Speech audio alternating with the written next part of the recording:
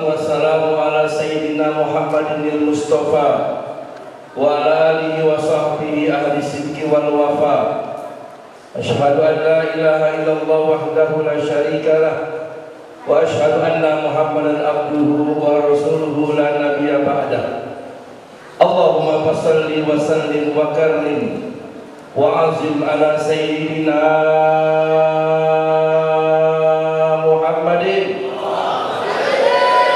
wa ala alihi wa ashabihi wa man tabi'ahum bi ihsanin ila yaumiddin, amma ba'd. Yang sama-sama kita hormati DKM Masjid Jami An-Nur Al-Mukarram Bapak Haji Maulana, orang mana orangnya? Nggak hadir.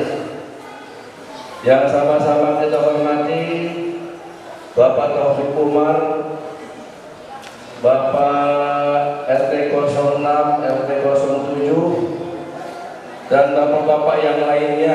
Mohon maaf tidak disebut namanya, namun tidak mengurangi hormat dan takzim saya. Puji syukur kita panjatkan kehadiran Allah Subhanahu wa taala. Malam hari ini kita masih dapat diberikan kesempatan untuk hadir di majlis ilmu, di malam Isra wal Mi'raj Nabi kita Muhammad sallallahu alaihi wasallam. Mudah-mudahan kita semua yang hadir di sini semuanya diampuni dosa-dosanya oleh Allah Subhanahu wa taala. Amin ya rabbal alamin. Salawat dan salam kita sampaikan dan limpahkan kepada junjungan kita baginda Nabi besar Muhammad sallallahu alaihi wasallam. Juga mudah-mudahan kelak nanti di yaumul kiamah kita akan dapat syafaatnya, syafaatul uzma, syafaat yang besar dari Nabi kita Muhammad sallallahu alaihi wasallam. Ini pada lemes banget ini. Jam 10, 15 menit saya cuma kasih sedikit nasihat sambil biar semangat kita selawat kepada Rasulullah ya, biar nanti di akhirat kita dapat syafaatnya. Ya Rabbi bil Mustafa balil maqasidana waghfir lana ma mada ya wasi'al karami. Ya Rabbi bil Mustafa balil maqasidana waghfir lana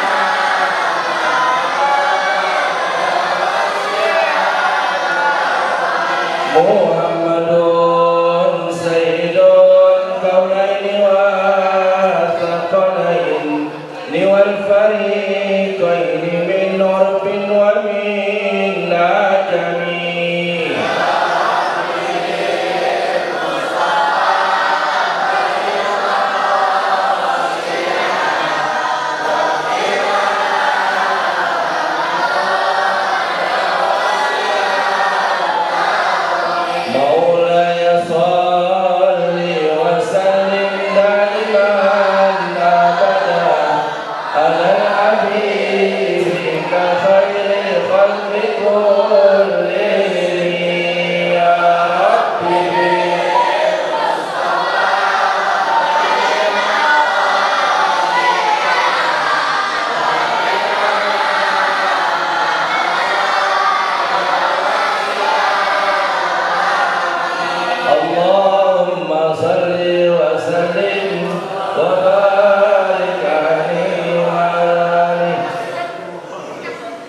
Hadirin bapak-bapak, ibu-ibu, remaja yang berbahagia, saya ingin melanjutkan apa yang disampaikan oleh guru kita, yaitu Al-Ustaz Muhammad Nur.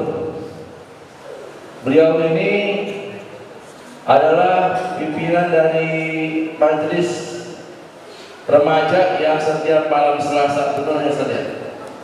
Setiap malam Selasa ngaji di Masjid An-Nur. Makanya bapak-bapak sama ibu-ibu yang punya anak remaja, suruh anaknya gabung ke Masjid An-Nur ngaji sama Ustadz Nur, supaya dapat ilmu yang manfaat. hidupnya jadi berkah, anak kita jadi soleh solehah. Makanya penting punya anak soleh dan solehah, sebab itu investasi akhirat buat kita. Rugi kalau anak nggak pernah ngaji ke masjid, rugi kalau punya anak nggak pernah datang ke majelis taklim. Makanya besok habis lebaran pengajian dibuka, suruh pada ngaji. Mak bapaknya tanggung jawab nanti kalau anaknya nggak bisa ngaji. Mak bapaknya tanggung jawab nanti kalau anaknya nggak bisa sholat. Nanti sebelum anaknya diazab oleh Allah, bapaknya dulu nanti diazab oleh Allah, emaknya dulu nanti diazab oleh Allah Subhanahu wa Ta'ala. Kenapa? Karena anaknya nggak bisa ngaji, nggak bisa sholat. Nauzubillah min. Nah, yang bocah-bocah kecil nih, ngaji nggak tuh? Ngaji. Alhamdulillah. Allah Subhanahu wa Ta'ala berfirman, Subhanalladzi asra bi 'abdihi lailan minal masjidil haram ilal masjidil aqsa alladzi barakna hawlahu linuriyahu min ayatina innahu huwas samiul basir. Subhana. Nah, ini penting nih kata-kata subhana. Maha suci Allah. Ketika Rasulullah menyampaikan kepada Abu Jahal tadi itu, saya diberangkatkan oleh Allah dari Masjidil Haram ke Masjidil Aqsa, terus naik ke Sidratul Muntaha dari langit pertama, kedua sampai ke langit yang ketujuh, berjumpa dengan Allah Subhanahu wa Ta'ala. Diceritain ke Abu Jahal. Tadi dibilang apa Nabi Muhammad? Gila lu ya Muhammad ya. Geblek lu ya Muhammad begitu. Dihina Rasulullah oleh Abu Jahal, dikatain oleh Abu Jahal. Mana mungkin orang kayak kamu dalam waktu sekejap saja, sepertiga malam bisa menempuh waktu yang begitu jauh. Saudara tahu nggak? Dengan naik kendaraan yang paling hebat waktu itu adalah onta, dari Mekah ke Palestina berapa jaraknya? 40 hari baru sampai. Apalagi jalan kaki. Kalau pulang balik berapa? 80 hari, 2 bulan lebih. Makanya mereka nggak percaya. Abu Jahal, Abu Lahab, Abu Gosok, Abu lainnya itu nggak percaya, ingkar kepada Allah Subhanahu. Makanya penting kata-kata subhana. Tapi lain halnya dengan Abu Bakar. Ketika ditanya oleh Abu Jahal, hai Abu Bakar, temanmu Muhammad, tadi dia cerita kepada kami bahwa dia telah diperjalankan dari Masjidil Haram ke Masjidil Aqsa sampai ke Sidratul Muntaha, berjumpa dengan Allah. Kau percaya gak? Apa kata Sayyidina Abu Bakar? Lebih daripada itu aku percaya dengan ucapan Muhammad. Masya Allah. Kenapa? Karena Sayyidina Abu Bakar paham dengan kata-kata subhana. Maha suci Allah, artinya maha besar Allah, maha agung Allah, maha kuat Allah, maha perkasa Allah Subhanahu wa Ta'ala. Tidak ada yang tidak mungkin untuk Allah. Itu mah kecil.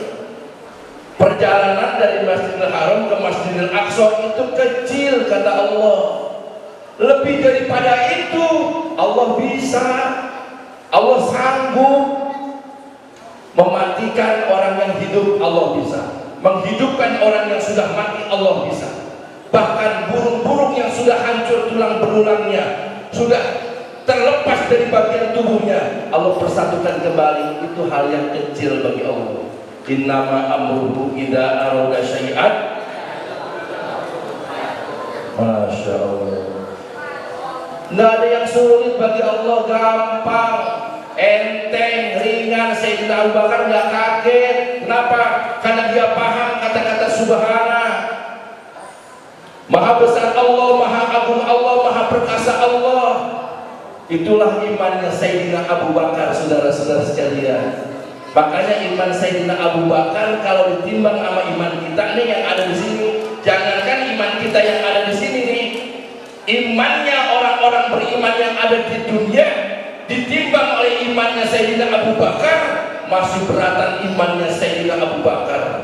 Kayak apa itu imannya, saudara-saudara?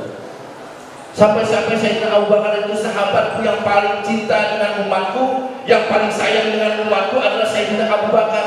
Kenapa? Sayyidina Abu Bakar pernah berkata, "Ya Allah, jangan kau masukkan umat Nabi Muhammad masuk ke dalam neraka, biar aku saja yang masuk ke dalam neraka-Mu." Masya Allah, dia rela dirinya dimasukkan ke dalam api neraka, dimasukkan ke dalam neraka, asal jangan umat Nabi Muhammad masuk ke dalam neraka.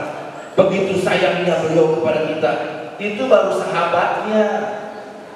Bagaimana dengan Nabi kita Muhammad sallallahu alaihi wasallam?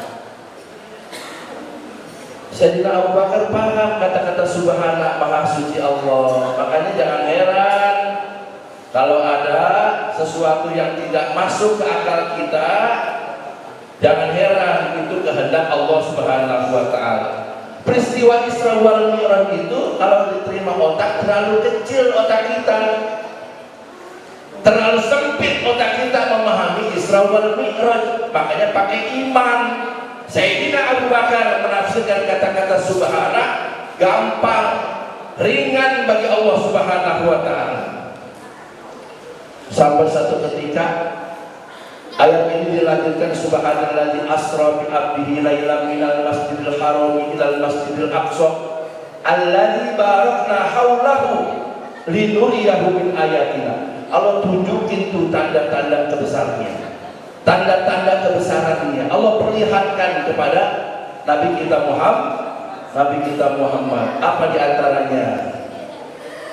Ada riwayat, tong dengerin, tong jawab tong, dengerin. Kita jadi kiai besok dia ya. Kalau ngaji jangan berisik ya, nanti pahalanya hilang. Satu ketika Sayyidina Ali dengan Siti Fatimah datang ke rumah Rasulullah. Dilihat Rasulullah lagi nangis, bakiyan syadidan, nangis yang amat sangat sampai mengucurkan air mata. Sayyidina Ali bingung sama Siti Fatimah, "Ya Rasulullah, ada apa kau menangis sampai begini sedih tangisanmu?"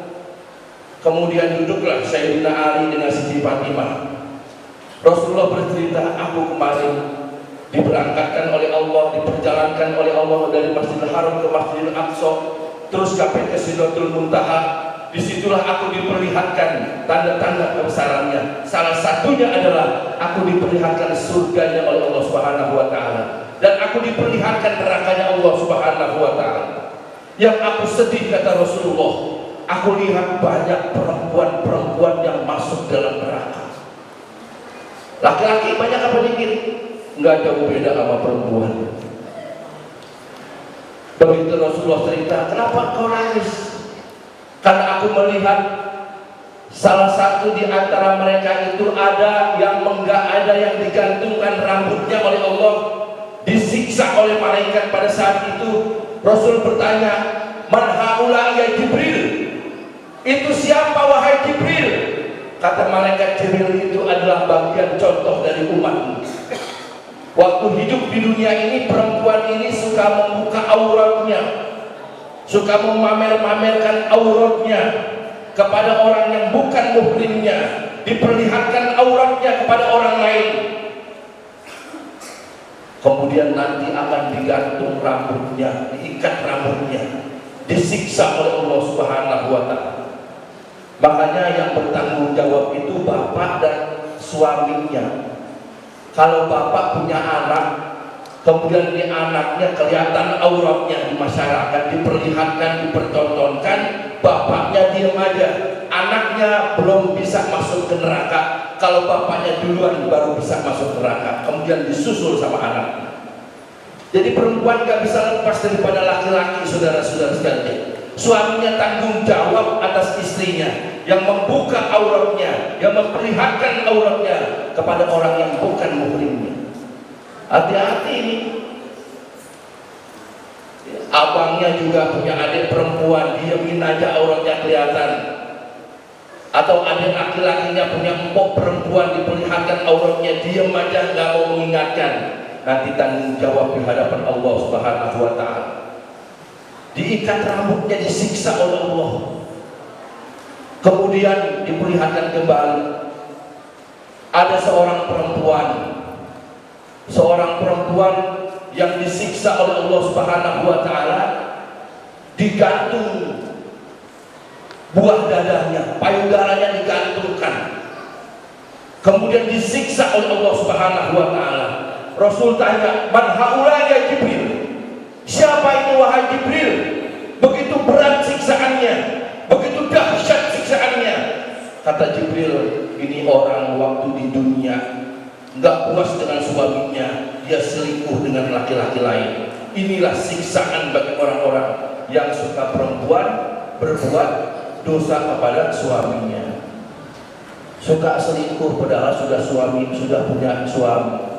Suka bermaksiat padahal sudah mempunyai suami. Itulah siksaan yang akan diberikan Allah kepada orang-orang yang melanggar aturan dalam rumah tangganya. Na'udzubillah min. Yang ketiga, Rasulullah diperlihatkan ada perempuan yang diikat kakinya sampai dadanya, kemudian tangannya diikat sampai ubun-ubunnya. Rasul tanya lagi, "Man haula ya Jibril?" Siapa itu wahai Jibril? Begitu berat siksaannya, kakinya diikat sampai dadanya, tangannya diikat sampai ubun-ubunnya, disiksa oleh Allah Subhanahu wa taala. Kenapa dosanya wahai Jibril? Waktu hidup di dunianya enggak dengar kata suaminya, suka ngomong kasar terhadap suaminya, suka ngomong kotor terhadap suaminya. Maka nanti di akhirat dia akan disiksa seperti itu, kata malaikat Jibril. Makanya ibu-ibu yang punya suami harus taat sama suaminya, harus patuh kepada suaminya, karena patuhnya seorang istri terhadap suami, patuhnya seorang suami terhadap orang tuanya. Makanya pesan kalau bapak punya anak perawan, Pak, bapak punya anak perawan, itu anak perawan udah mencapai usia untuk dinikahkan, ya. Jangan nungguin pacaran lama. Kalau emang udah punya tunangan, kawinin, nikahin itu bocah perempuan kita. Emang udah waktunya kita nikahin, karena tanggung jawab seorang bapak. Kemudian sebelum dia nikahkan kasih nasihat, malamnya dikasih nasihat, sebelum pagi dinikahkan. Apa kata seorang bapak? "Wahai anak perempuanku, saat ini engkau harus taat kepadaku. Nanti manakala ijab kabul kau ucapkan calon suami kamu kau ucapkan ijab kabul, maka engkau harus taat kepada suamimu." Jadi taatnya seorang istri itu kepada suami, bukan lagi kepada orang tuanya. Karena seorang istri yang taat kepada suaminya dijamin masuk surga oleh Allah Subhanahu wa taala. Ada lagi, Pak. Yang keempat, Rasulullah lihat ada orang mukanya babi, badannya himar. Mukanya babi, badannya himar. Rasul tanya, "Man haula ya Jibril?" Wahai Jibril, ini apa lagi wahai Jibril? Ini kenapa nih orang wahai Jibril mukanya babi, badannya himar? Apa dosanya? Ini perempuan suka ninggalin sholat. Ini perempuan suka ninggalin perintah Allah. Bukan hanya perempuan saja, laki-laki nanti begitu, yang ninggalin sholat, mukanya dirubah jadi kepala babi, badannya dirubah jadi himar. Kenapa? Dosanya sering ninggalin sholat, sering meninggalkan perintah Allah Subhanahu wa taala. Dirubah wujudnya, disiksa oleh Allah Subhanahu wa taala. Yang terakhir, saudara-saudara sekalian, Rasul lihat ada orang yang bermuka anjing, kemudian mulutnya dituangkan timah yang sangat panas. Dari mulut dituangkan timah yang sangat panas, keluar dari buburnya, saudara-saudara sekalian. Rasul tanya, "Man haula ya Jibril?" Ini dosa orang ini apa wahai Jibril? Ini orang dosanya suka berdusta, suka bohong mulu, suka bohong sama suaminya, nanti disiksa oleh Allah Subhanahu wa taala. Siapa aja yang tukang bohong, nanti mukanya akan dirubah oleh Allah Subhanahu wa taala. Jadi muka anjing. Dituangkan timah yang sangat panas ke mulutnya, lalu keluar di dalam tubuhnya, keluar lewat tubuhnya. Inilah salah satu keagungan Allah Subhanahu wa taala diperlihatkan oleh baginda Nabi kita Muhammad sallallahu alaihi wasallam. Oleh karena itu, ma'asyiral muslimin, setelah Isra wal Mi'raj ini harus ada hikmah yang kita ambil. Bapak-bapak dan ibu-ibu, harus ada hikmah yang kita ambil. Jangan cuma datang, duduk, makan, pulang, nggak ada yang diambil, itu percuma.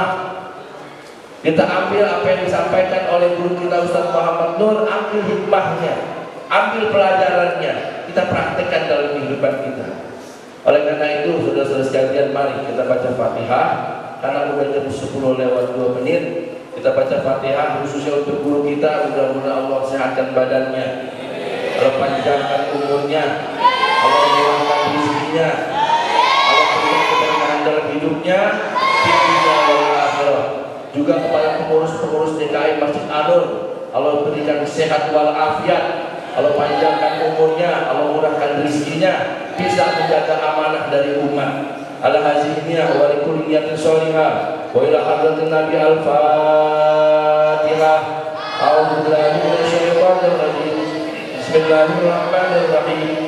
Alhamdulillahi rabbil alamin arrahmanir rahim maliki yaumiddin. Iyyaka na'budu wa iyyaka nasta'in. Ihdinas siratal mustaqim. Siratal ladzina an'amta 'alaihim ghairil maghdubi 'alaihim waladdallin.